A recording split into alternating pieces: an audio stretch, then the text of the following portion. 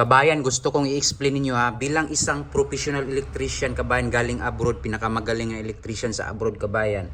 So nandito ako sa Pilipinas para mag-inspector dito sa bahay, no, bahay ng nagpapagawa.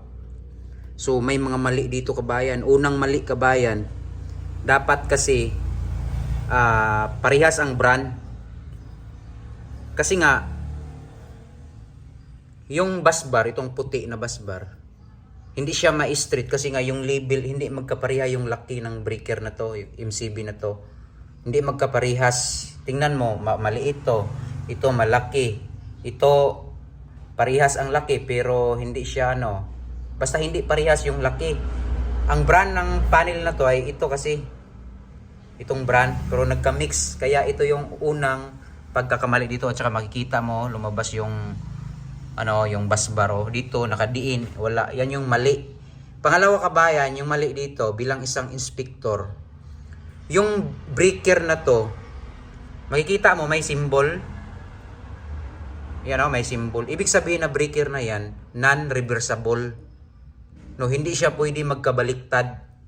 Dapat yung main line mo sa taas lang yung main line, tapos load side, line side dapat sa taas, or main line sa taas, line side sa taas, dapat load side sa baba.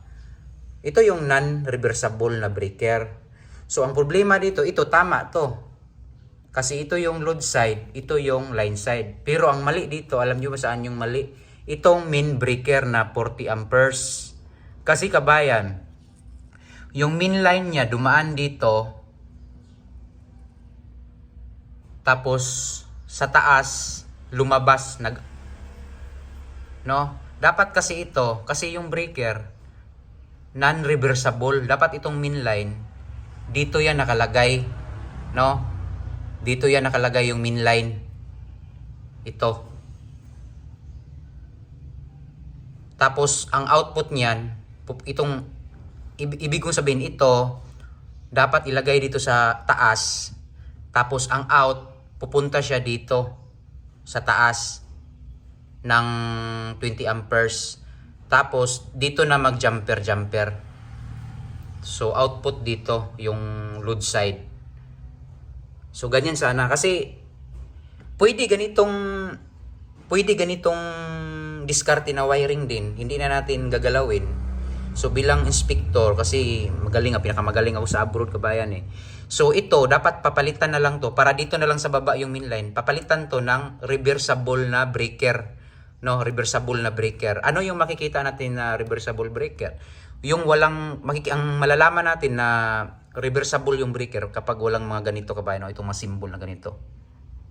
So maraming mali, kabayan. And then pangatlo, kabayan, ito lumabas yung strand. Tapos hindi inayos yung wiring dito. Hindi inayos. Yan yung pagkakamali dyan. So yun, kabayan, So ang pala dito, kabayan, line to ground to. Line to ground yung wiring dito. So kung ako ang kabayan, kung ako yung binagsak ko, kasi ito, kabayan, hindi ito nakapasa. Pinagalitan ko nga yung may-ari nito Bakit ganito yung wiring sa bahay mo? Bakit ka pumayag na ganito? Pinagalitan ko, kabayan. Ngayon umiyak yung may-ari, kabayan, kasi nga pinagalitan ko Sabi ko, wag ganyan, kasi hindi pwede. So next time, kabayan, iibahin natin to next time. So ito yung mga mali-mali dyan bilang isang inspector, pinakamagaling na inspector.